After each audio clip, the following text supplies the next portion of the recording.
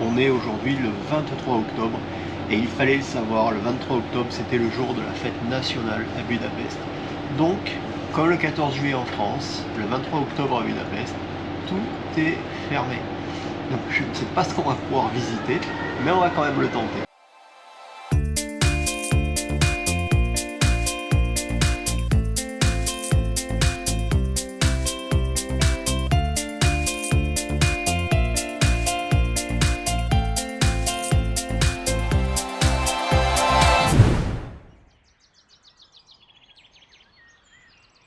Nous venons d'arriver à Budapest.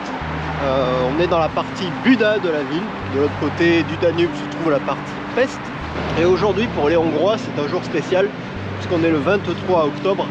Le 23 octobre, c'est le jour de leur fête nationale. On a décidé de visiter Budapest aujourd'hui par hasard. Et manque de bol, il va y avoir pas mal de choses qui vont être fermées.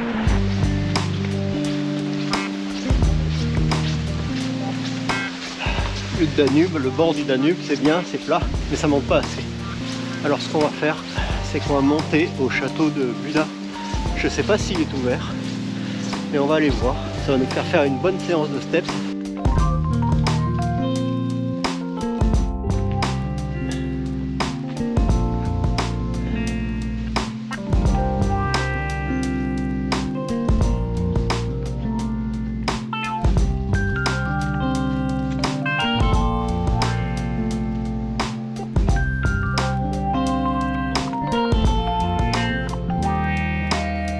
Surrounded by darkness, open your eyes, look around you, it's a beautiful life, don't waste time.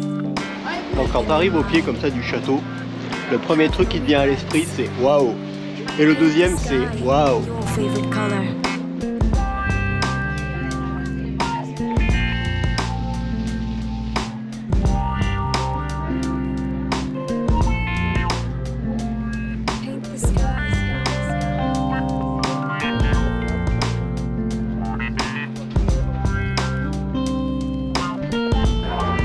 Bon alors ça serait mentir que de dire qu'on est tout seul.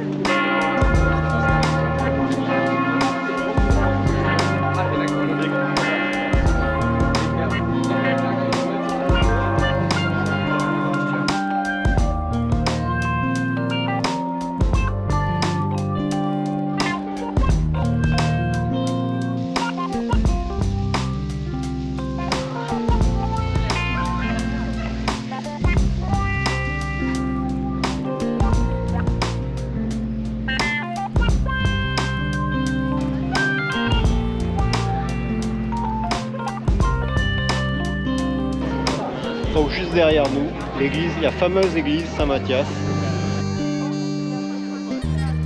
Alors quand tu visites Budapest un jour de fête nationale, il y a des choses bien, il y a des avantages et des inconvénients. Bon, les inconvénients c'est qu'il y a pas mal de choses de fermées. Les avantages c'est qu'il y a quelques trucs de gratuits. Donc là on a pu se balader sur le bastion des pêcheurs.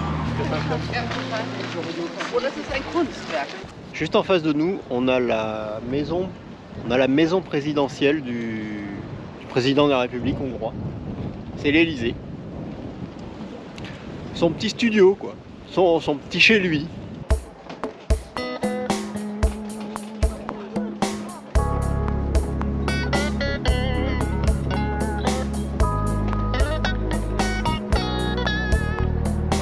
Je ne sais pas si vous voyez les bâtiments derrière moi. Ça devrait vous rappeler un certain style pour ceux qui sont allés visiter Paris. Et c'est tout à fait dans le style haussmannien. Et ben ça tombe bien parce que le fameux baron Haussmann qui a transformé Paris était d'origine hongroise. Il est né juste de l'autre côté du Danube, là, à Pest. Et c'est lui qui a redessiné toute la ville parisienne.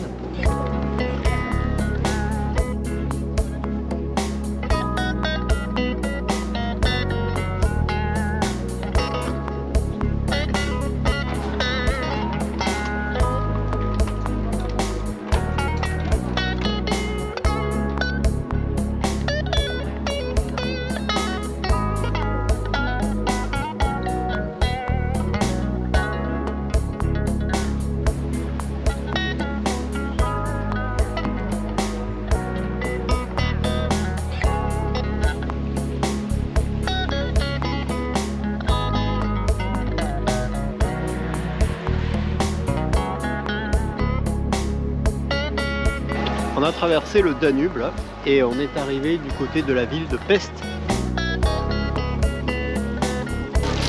Alors on est rentré dans un café boulangerie, je sais pas trop ce que c'est exactement. C'est un petit restaurant qui fabrique une spécialité d'ici. Ça s'appelle un Kuroslak, je sais pas trop comment le prononcer. C'est un gâteau, on dirait, ça ressemble un peu à un gâteau à la broche. Et ils peuvent te le fourrer à différentes choses. Le mien est aux amandes. Et ils peuvent le fourrer et derrière ils le servent aussi avec de la crème, avec de la glace à la vanille.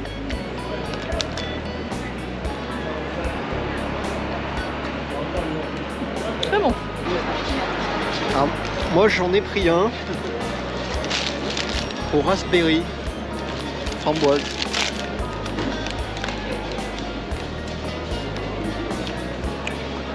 Ah, c'est super bon.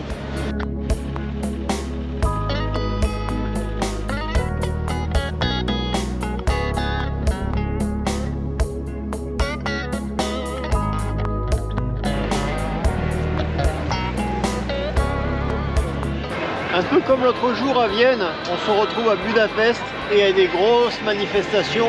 Alors là, c'est organisé pour la fête nationale. Et on va pas pouvoir aller voir tout ce qu'on veut en fait.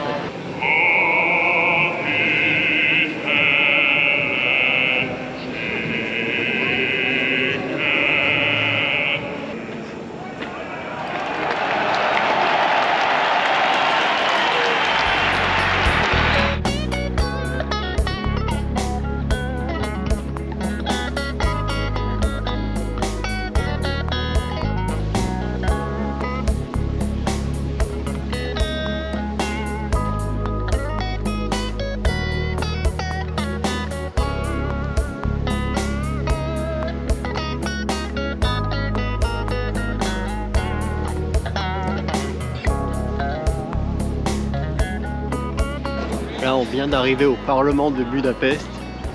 La lumière est juste magique et les couleurs sont magnifiques. C'est splendide.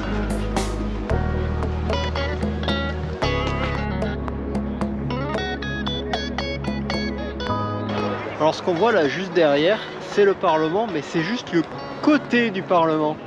Là, on va descendre dans la petite rue qui le longe en bas, en façade. Vous allez voir à quel point c'est gigantesque ce bâtiment encore.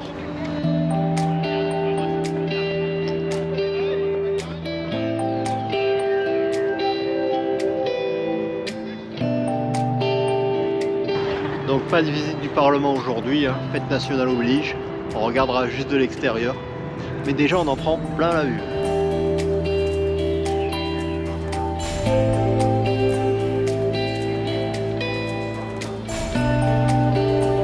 Je trouve ces gars là, avec ses épaules carrées, ses gros marteaux à la main, ils me rappellent toujours les photos qu'il y avait dans mes livres d'histoire de 3e ou de terminale, je sais plus.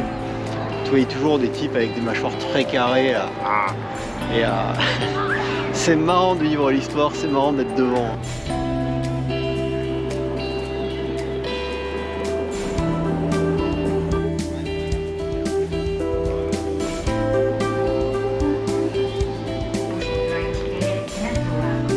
Alors là, comme on en avait un petit peu marre de marcher, on est monté dans le premier tramway qui passait là et on va aller faire un petit tour.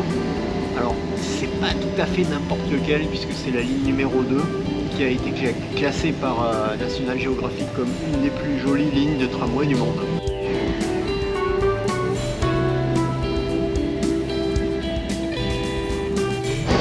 Alors petite astuce, si vous venez visiter Budapest, vous prenez un ticket de bus métro à la journée, c'est pas très cher.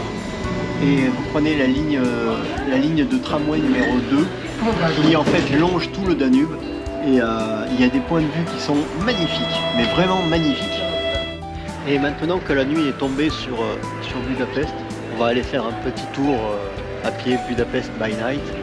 On va voir ce que ça donne.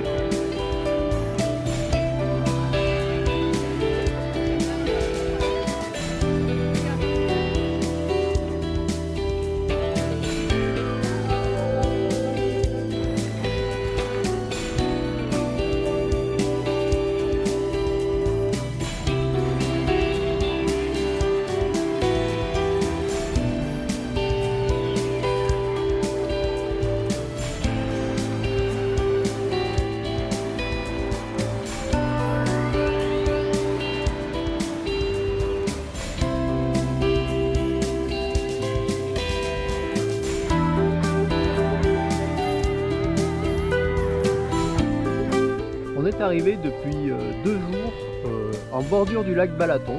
Le lac Balaton, c'est une des destinations qui est très prisée par les Hongrois. C'est un lac assez grand quand même qui fait, je crois que dans sa partie large, 1 ou 2 km de large sur 80 km de long à peu près. Et là, on a attaqué une petite balade sur la presqu'île de, je sais plus comment elle s'appelle.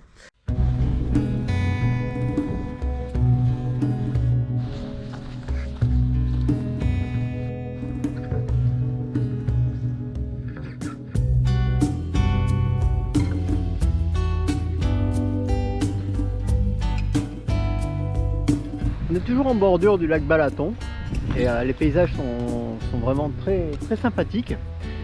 Et on se disait que ce coup-ci on n'avait pas pris les vélos pour faire le tour d'Europe quand même, parce que c'est beaucoup d'intendance pour finalement pas en profiter beaucoup.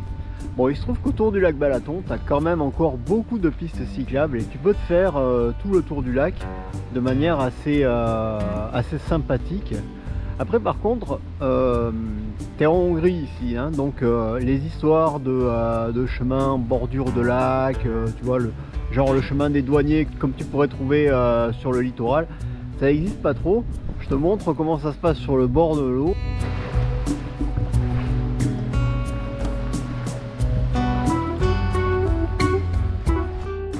Donc là derrière en fait tu as un ponton qui mène à rien et tu peux pas vraiment passer. Donc de ce côté là c'est mort. Et de l'autre côté tu as une grille comme ça qui va jusque dans le lac et tu peux pas passer non plus. À savoir que la plupart des endroits au bord du lac sont quand même privatisés. Il y a beaucoup de plages privées. Alors nous on est au mois d'octobre, c'est tranquille, il n'y a personne. Je pense qu'au mois de juillet-août, ça doit être un sacré on va dire merdier, parce que ça doit être ça en fait.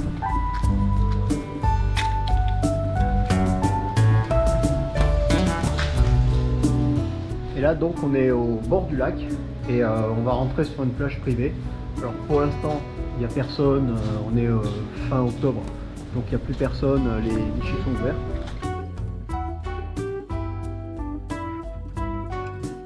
En ce moment il y a des pêcheurs qui s'installent avec des tentes, et pas des petits trucs, hein. Ils s'installent avec des tentes et ils profitent du lac. Alors je sais pas ce qu'ils pêchent ici.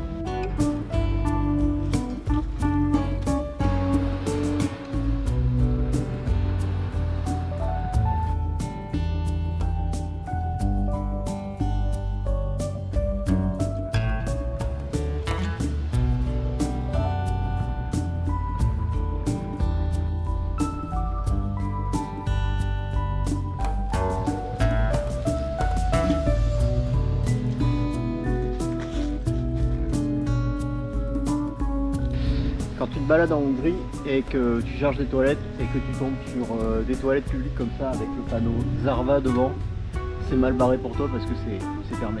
Il va falloir en trouver d'autres. Pour se donner une vague idée, là l'entrée à un parc comme on vient de voir, c'est 800 forains pour les adultes. 800 forains c'est l'équivalent de 2 €, 2,20 €, comme ça. Pour les enfants c'est un petit peu moins. C'est pas hors de prix non plus.